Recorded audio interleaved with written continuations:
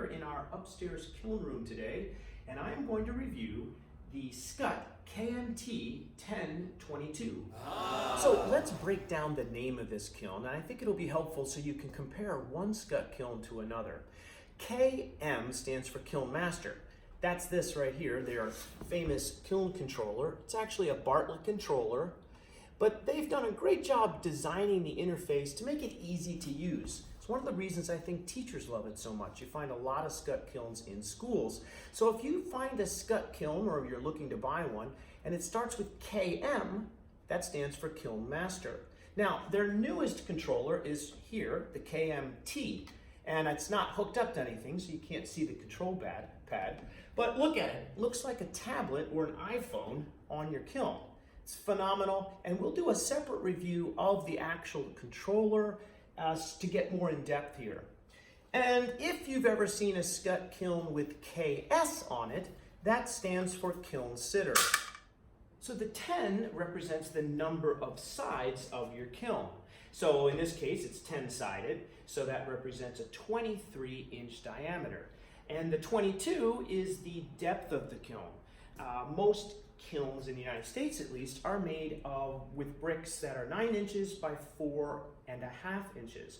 They're either 2.5 thick or 3-inch thick. Now this kiln happens to be a 2.5-inch thick kiln. Most of the kilns we're selling nowadays are 3 inches. That extra insulation is going to give you, greater insulation, faster firing time, slower cooling, generally is what people are looking for.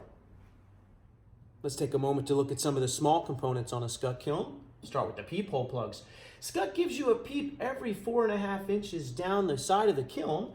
Their plugs are slip cast, makes them lightweight, hollow. Advantage to that is when they're hot, you can handle them. The disadvantage, when they fall out, they break pretty easy. As you can see, one's missing here, broke one already. But not a big deal, they're inexpensive to replace. This is kind of cool. Skutt's lid latch is also a lid prop. Put it in the first one and it holds the lid down, and then you can move it up to the second or third one to help you cool your kiln. Let's take a look at Skutt's lid lifter design. The lid is set under tension with coils in the back.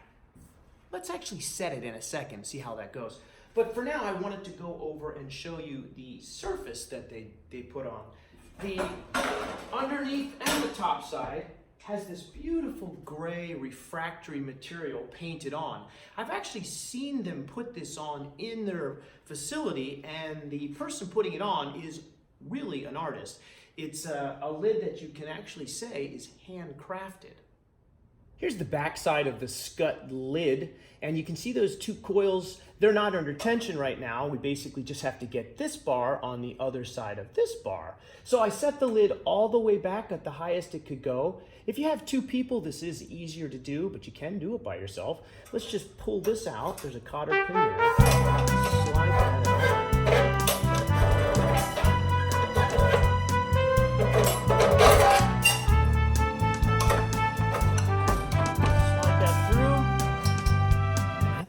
That's it.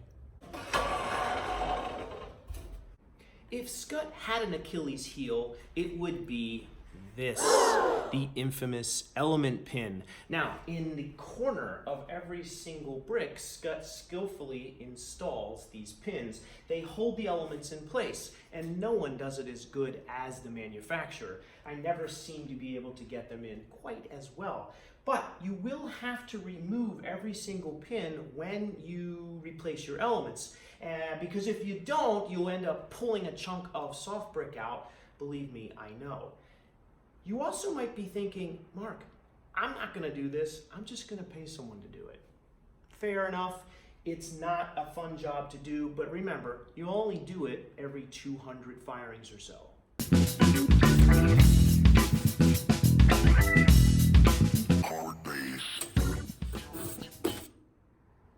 Let's take a look inside the Skutt KMT 1022 control box. It's easy to get into, just 4 screws. And it hinges right open. Your elements are connected to your control wires with these little things. They're called butt connectors. Essentially, it's a hollow metal tube. You will need a tool like this to crimp them down. It's a little extra purchase, but it's not a big deal, and you get to develop your forearms. The thermocouple block is here with the thermocouple wire. Connect it to a nice connection board here. Everything's numbered and labeled. Scott does give you an extra replacement thermocouple with every kiln, which is kind of nice. You will have to replace those 75, 100 firings. The rest of the controls are hidden behind this baffle wall, so let's take that apart and see what we got.